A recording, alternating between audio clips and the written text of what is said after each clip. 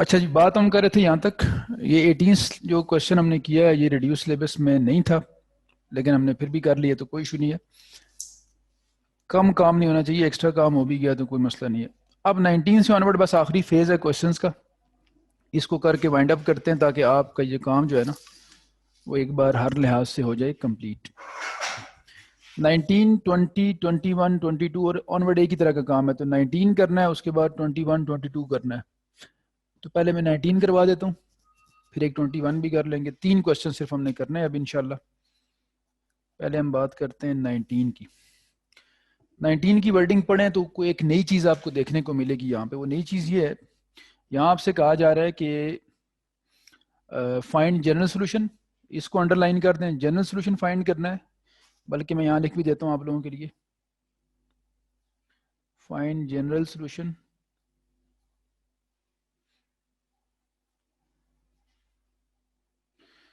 Of, of के बाद equation लिखी हुई है हमारे पास d y by d x minus x is equal to x y square. और फिर उसने कहा हुआ है आल्सो फाइंड, जनरल सोल्यूशन के बाद उसने कहा also find the particular solution. Particular solution, particular solution वो होता है बेटा जिसमें सी की कोई पर्टिकुलर वैल्यू होती है हमारे पास, और वो कंडीशंस आपको देता है। कब फाइंड करना है आपने particular? If y is equal to 1, x is equal to 0। ये कंडीशंस देता है ताकि आप पर्टिकुलर सोल्यूशन फाइंड कर सकें। तो नई चीज़ बेटा जो इस क्वेश्चन में आई है वो आप लोगों के लिए दो सोल्यूशन है, ठीक है। एक उसने कहा है कौन सा फाइंड करना है, जनरल सोल्यूशन। एक उसने कहा है पर्टिकुलर सोल्यूशन। और पर्टिकुलर सोल्यूशन के लिए कंडीशंस दी जाती हैं जिसकी बेस पे सी निकलता है। अब ये जो ऊपर आपने क्वेश्चन किया है ना, ये जो आपका आंसर आया है, this answer is known as, this solution is known as general solution. जिसमें सी लिखा हो उसे कहते हैं जनरल सोल्यूशन। और जिसमें सी आप वाई को 1 और एक्स को 0 जब यहाँ पुट करेंगे, वाई को 1 और एक्स को 0, देखें एक्स को 0 पुट करेंगे क्या आता है, ई पार 0 1, ई पार 0 1, 2 हो जाएगा, लॉग 2 आ जाएगा 1 के बराबर, और सी आ जाएगा 1 माइनस लॉग 2। तो जब हम ये कंडीशंस पुट करके सी निकाल लेंगे ना, तो वो जो सी की वैल्यू पुट करके सोल्यूशन बनेगा उसे कहते हैं पर्टिकुलर सोल्यूशन। अब मैं बोलता हूँ वर्डिंग, अगर आपको ये समझ आ जाए और आप लिखना चाहें तो अपने पास लिख भी सकते हैं। Solution containing c is called general solution, and solution containing any particular value of c is called particular solution. ठीक है, मैं रिपीट करता हूँ, अपने पास नोट्स में लिख भी लें। Solution containing C is called general solution, and solution containing any particular value of C is called particular solution. And particular value of C is determined by the given equations. ठीक है, ये given हमें conditions होंगी, हम सी निकाल लेंगे उससे। काम पुराना ही है, सिर्फ सी निकालना नया यहाँ पे है। और अगेन मैंने कहा इंटीग्रेशन किसी की मुश्किल नहीं है, वो एक 14 क्वेश्चन में बस हमें पार्शियल फ्रैक्शन लगाना पड़ी है, उसके अलावा सारे बेसिक इंटीग्रेशन हैं। ये इक्वेशन और सेपरेशन ऑफ वेरिएबल में पहला स्टेप ये करते हैं कि y का सारा फंक्शन हम y के साथ dy के साथ करना होता है, और x का सारा फंक्शन dx के साथ। तो पहले मैंने dy और dx एक तरफ कर लिए। अब यहाँ से x अगर मैं कॉमन ले लेता हूँ तो 1 प्लस वाई स्क्वेयर आ गया। अब आप देखें कि हम अगर y का सारा फंक्शन dy के साथ करना चाहते हैं तो उधर से 1 ओवर, उधर से 1 प्लस वाई स्क्वेयर इधर ला के डिवाइड कर दें, और इधर से x उधर जाके मल्टीप्लाई कर दें। तो x का सारा फंक्शन dx के साथ, और y का जो सारा फंक्शन है वो हो गया है dy के साथ। ठीक है बच्चों, अब इसको करते हैं integrate. Now by integrating both sides,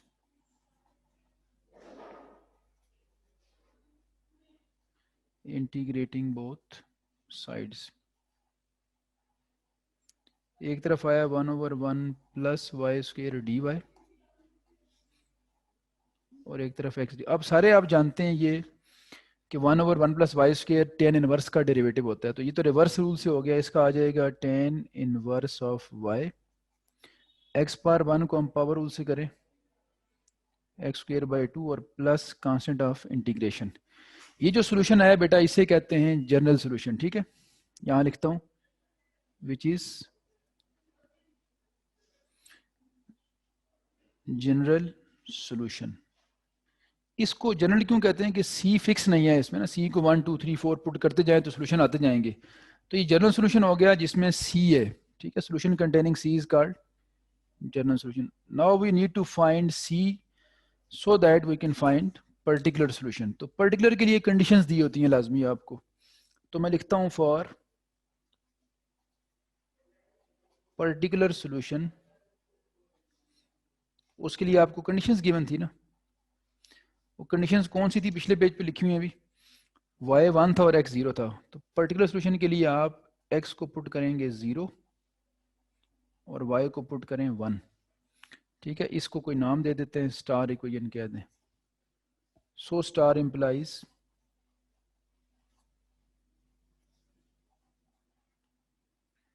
tan inverse of 1 is equal to, और tan कहाँ 1 होता है, tan इनवर्स ऑफ 1 का मतलब होता है tan कहाँ 1 होगा, तो tan होता है π/4 पे 1। तो इंटीग्रेशन में आमतौर पे हम रेडियन में लिखते हैं डाटा, और डिफरेंशिएशन में भी। तो ये पाई कितना आ गया जी, सी कितना आ गया π/4। ये वो कांस्टेंट था जो पर्टिकुलरली इन वैल्यूज के अगेंस्ट आएगा। इसको यहाँ स्टार में पुट कर दें तो ये बन जाएगा आपका particular solution. Put in star, so star implies tan inverse of y is equal to क्या आएगा जी, tan inverse of y is equal to x²/2 plus π/4। ये आ गया पर्टिकुलर सोल्यूशन। आप बेशक थोड़ा इसको आसान कर लें, मतलब थोड़ा बेहतर बना लेते हैं, tan उधर ले जाएं, इनवर्स खत्म हो जाएगा। तो y is equal to tan of x²/2 plus π/4। ये आ गया आपका particular solution which is particular solution. तो ये चेंज थी भाई, जनरल सोल्यूशन और पर्टिकुलर सोल्यूशन का आपको फ़र्क समझ आ गया होगा। तो थोड़ा इसको भी अच्छी प्रेजेंटेशन के लिए हम प्रोमिनेंट कर देते हैं। पेपर में कोई बॉक्स वगैरह बना लिया करें, लेकिन ब्लू या ब्लैक से, ठीक है। ग्रीन ये रेड से मैं बना रहा हूँ ये सिर्फ इसलिए ताकि ये जो रिकॉर्डिंग्स हैं इसमें ये ज़रा, और पिक्चर्स में आपको ये ज़रा क्लियर नज़र आए, ठीक है। पेपर में ब्लू और ब्लैक यूज़ किया करें, और कोई नहीं यूज़ कर सकते आप। लेकिन जी तकरीबन हमारा काम ख़त्म हो गया, 2 वर्ड प्रॉब्लम्स रह गए हैं, वो करके ख़त्म करते हैं इसको। अब बेटा 21 जो है ना वो खुद कर सकते हैं आप लोग। 21 मेरा ख्याल है सिलेबस में शायद है भी नहीं, है। तो 19 और 21 में से एक करवाया, 21 आपने खुद करना है, वो आसान सा है। अब आते हैं 22 के ऊपर ज़रा। 22 एक वर्ड प्रॉब्लम है, इसको एक बार मैं पढ़ता हूँ और पढ़ के बस इसको ख़त्म करते हैं आज। तो 22 में लिखा हुआ है बेटा कि in a culture bacteria increases at the rate proportional to the number of bacteria present. किसी कल्चर के अंदर, in a culture bacteria increases at the rate proportional to the number of bacteria present. Culture कहते हैं जिस तरह कोई आपको injury वगैरह हो, कोई जख्म वगैरह आ जाए तो एक कल्चर सा बन जाता है वहाँ पे। उस कल्चर पे जब जख्म आपका ख़राब होना शुरू होता है तो वो असल में बैक्टीरिया ग्रो कर रहे होते हैं उसमें। तो कह रहा है किसी कल्चर को वो ऑब्जर्व कर रहे हैं और उसमें जो बैक्टीरिया इंक्रीज कर रहे हैं वो किस तरह कर रहे हैं, एट द रेट। रेट कहते हैं असल में चेंज को ना, रेट ऑफ चेंज होता है जिसको डेरिवेटिव कह सकते हैं आप। तो किस रेट से कर रहे हैं, at the rate proportional to the number of bacteria present. जितने प्रेजेंट हैं उसके हिसाब से वो उसके प्रोपोर्शनल वो इंक्रीज कर रहे हैं। तो वो कह रहे हैं बैक्टीरिया आर इनिशियली 200, इसको अंडरलाइन कर दें। इनिशियली 200 का मतलब ये है कि जो जब हम उनको ऑब्जर्व कर रहे थे उस वक्त वो 200 थे। इनिशियली मतलब जब उन्हें ऑब्जर्व करना शुरू किया टाइम 0 पे, और डबल होते हैं 2 आवर्स में, तो ये इसको भी अंडरलाइन कर दें। Find number bacteria present 4 hours later, इसको भी अंडरलाइन कर दें। तो सबसे पहला काम तो यूं करते हैं, हम कहते हैं जी लेट एक्स या वाई को भी नाम रखने, be the number of bacteria so ये है असल में देखें G D x by D T का मतलब है बैक्टीरियाज का डेरिवेटिव टाइम की रिस्पेक्ट से। डेरिवेटिव होता है रेट ऑफ चेंज। इसका मतलब बैक्टीरिया का जो चेंज होने का रेट है ना वो ये है D x by D T, और ये प्रोपोर्शनल है number of bacteria present. Present कितने थे, एक्स रखे हुए हमने। एक्स अगर बैक्टीरिया है तो एक्स में जो चेंज आ रहा है वो एक्स के साथ ही प्रोपोर्शनल है। उसने खुद कहा हुआ था कि bacteria increases at the rate, किसके रेट जी, proportional to the number of bacteria present. तो रेट का मतलब डेरिवेटिव, और ये प्रोपोर्शनल है किसके, एक्स। एक्स का मतलब नंबर ऑफ बैक्टीरिया। प्रोपोर्शनलिटी का साइन जब भी हम हटाते हैं तो आप जानते हैं एक कांस्टेंट आता होता है, उसको हम के कह देते हैं, वेयर के इज कांस्टेंट ऑफ प्रोपोर्शनैलिटी। ये बन गई डिफरेंशियल इक्वेशन। अब वेरिएबल सेपरेट करें तो 1/x dx, के कांस्टेंट है, dt उधर ले जाते हैं, तो दो वेरिएबल यहाँ नजर आ रहे हैं हमें, एक है x और एक है t। तो जब वेरिएबल सेपरेट कर ली, जिस तरह पहले एक्स वाई था, अब यहाँ पे x और t है, तो सिंपली क्या कर देंगे, अब इसको आप इंटीग्रेट कर देंगे bye integrating both sides, bye integrating both sides. वो जो कंडीशंस है वो भी यहाँ लिख दूँ आप लोगों के लिए मैं। कंडीशंस क्या है कि जब टाइम 0 होगा इनिशियली तो बैक्टीरिया 200 होंगे, और डबल होते हैं 2 आवर्स में। जब टाइम 2 आवर्स का होगा, अब यहाँ टाइम आवर्स में है, तो बैक्टीरिया डबल होके कितने हो जाएंगे, 400। ये दो कंडीशंस दी हुई हैं। पिछले क्वेश्चन में याद है एक कंडीशन थी सिर्फ, तो एक कंडीशन अगर हमारे पास थी तो सिर्फ एक कांस्टेंट सी फाइंड हो सकता था। अब हमारे पास टू कंडीशंस हैं, तो we can find two constants, एक कांस्टेंट प्रोपोर्शनैलिटी का और एक कांस्टेंट इंटीग्रेशन का आएगा। ठीक है बेटा, bye integrating both sides, integrate करें, इधर आएगा इंटीग्रल 1/x dx। ठीक है जी, और इसके साथ क्या आएगा, के कांस्टेंट है ना, कांस्टेंट इंटीग्रेशन से बाहर चला जाता है, पीछे 1 रह जाएगा, 1 का आएगा टी की रिस्पेक्ट से। तो 1/x का जो इंटीग्रल है, इसको जरा मैं कंटिन्यूटी में रखता हूँ, देखें 1/x जो है इसका इंटीग्रल क्या बनेगा आपके पास, ये जरा सनलाइट पड़ रही है, पता नहीं आपको सही नजर भी आ रहा होगा या नहीं, ये रहें जी, थोड़ा इसको हम शेडो में रखते हैं, ये आपके पास है। इसको ज़रा गौर से देखें तो 1/x का इंटीग्रल क्या बनेगा आपके पास, 1/x का इंटीग्रल बनता है नेचुरल लॉग ऑफ x, के कांस्टेंट है, और 1 का इंटीग्रल t की रिस्पेक्ट से क्या हो जाएगा, t, और plus c is constant of integration. ये इसकी इंटीग्रेशन होगी। अब k भी निकालना है, c भी निकालना है हमने, तो इनिशियल कंडीशंस देखते हैं वो क्या है, वो यूजुअली कॉल इट स्टार। अब आप क्या करें जी, पहली कंडीशन ये है कि जब टाइम 0 होगा, यानी इनिशियली, फिजिक्स में भी आपने आप पढ़ते हैं कि इनिशियल कंडीशंस का मतलब होता है जब टाइम 0 हो। बैक्टीरिया 200 थे, एक्स शो कर रहा है बैक्टीरिया की तादाद को, नंबर ऑफ बैक्टीरिया को, तो ये पुट करें यहाँ पे, सो स्टार इम्प्लाइज, तो ये बनेगा लॉग ऑफ एक्स की जगह आ गया 200 और टी की जगह आ गया 0। ठीक है जी, तो k इंटू 0 सी, तो ये c आपके पास बेटा यहाँ से मिल गया आपको log ऑफ 200, ये आपका एक कांस्टेंट निकल आया है। क्योंकि दो कांस्टेंट्स हैं तो अभी एक और कंडीशन भी यूज करके इस दूसरे को भी निकालना है हमने। तो एक तो हम फाइंड कर चुके हैं कांस्टेंट जी, अब दूसरे की बारी है, इसको स्टार में पुट करें, सो स्टार इम्प्लाइज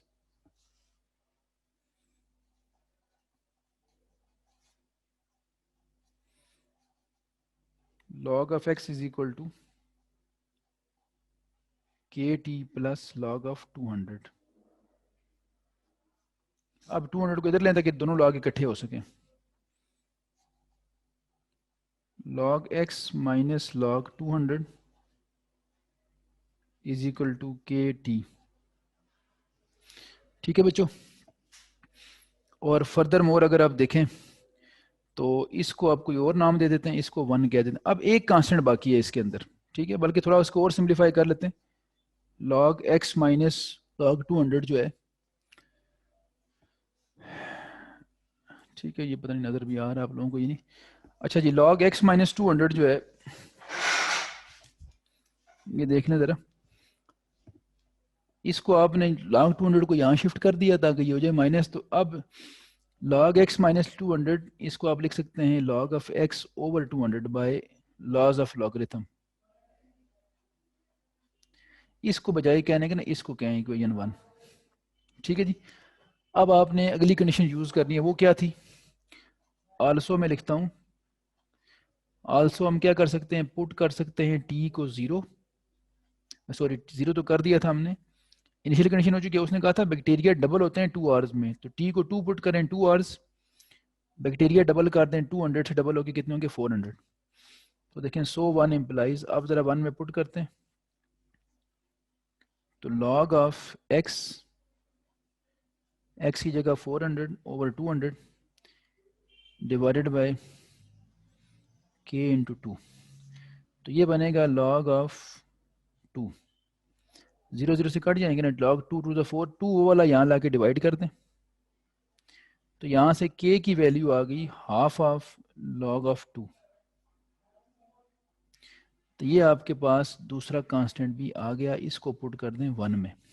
ठीक है जी, अब 1 मॉडिफाई हो गई है देखें, तो दो कंडीशंस थी, दो ही कांस्टेंट थे। 1 क्या बनेगी, अब 1 बनेगी log ऑफ x ओवर 200, ये इक्वेशन 1 लिखिए ना आपके पास ऊपर। ठीक है, ये वाली इक्वेशन 1 है, इसमें पुट कर दें, तो k की जगह क्या आएगा जी, हाफ ऑफ log ऑफ 2 इंटू टी।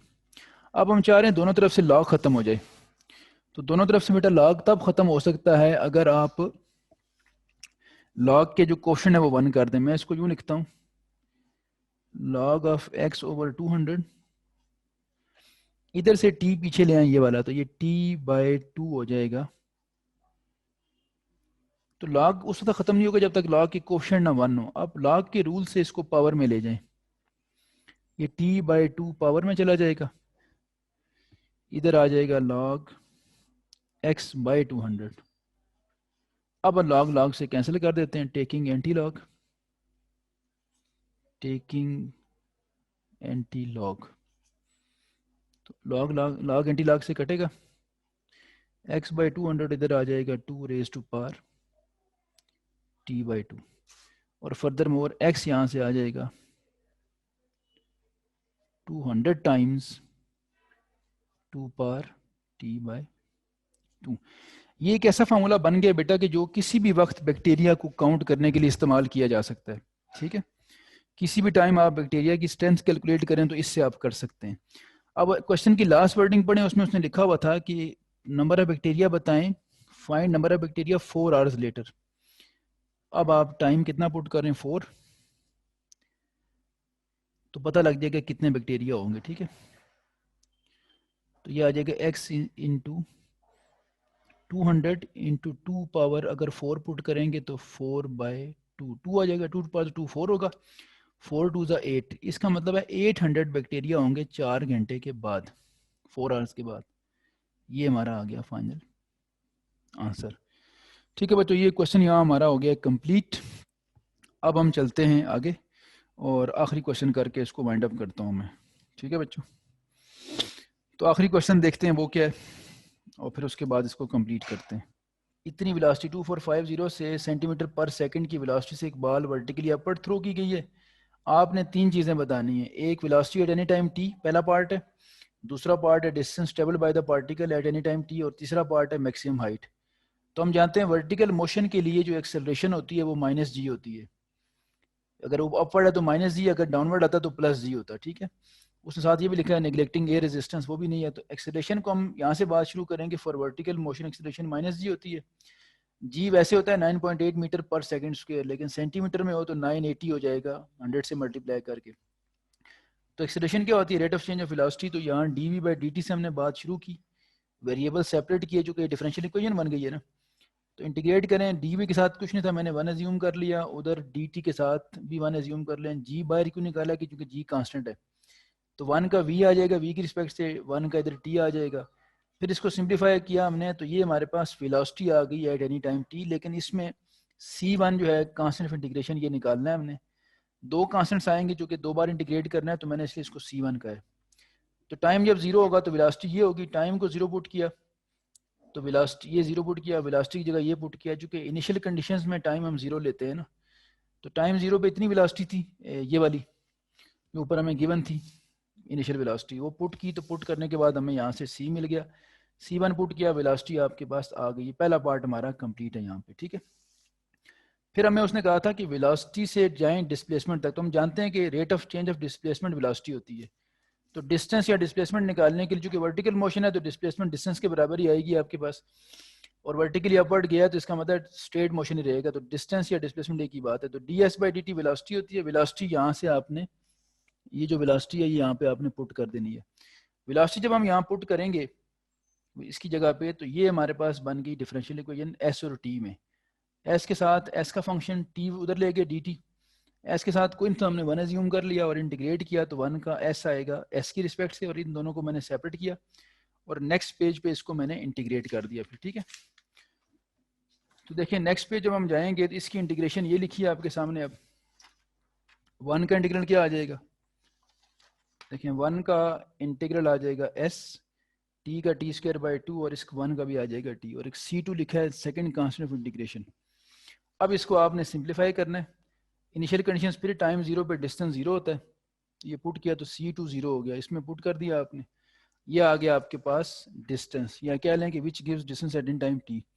मैक्सिमम हाइट के लिए फिर वेलोसिटी, उसने थर्ड पार्ट था कि मैक्सिमम हाइट कितनी होगी, तो मैक्सिमम हाइट पे वेलोसिटी 0 होती है, तो वेलोसिटी 0 पुट की, ये वेलोसिटी थी हमने फाइंड की हुई थी ये वाली, इसको हमने 0 पुट किया यहाँ पे, 0 पुट करके यहाँ से टाइम निकल आया, जी पुट किया, टाइम आया 5/2 सेकंड, तो 2.5 सेकंड या 5/2 सेकंड पे वेलोसिटी क्या हो जाएगी, जीरो।